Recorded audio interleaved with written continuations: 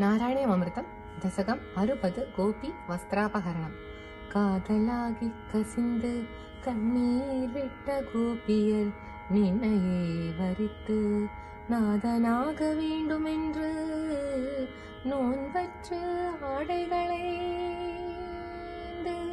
யமுனையில் நீராட நோன்பற்று ஆடைகளைந்து யமுனையில் நீராட நாதனாக வேண்டும் என்று நோன்பற்று ஆடைகளைந்து யமுனையில் நீராட குறும்பு கொப்பளிக்க ஆடைகள் அனைத்தையும் மரத்தில் ஒளித்திட்டு விரும்புவது கிட்டும் அருகில் வருகவென நின் புன்னகை உரைத்திட பேதையர் நெஞ்சம் நின்னை சரணடைந்து காதலில் கெஞ்ச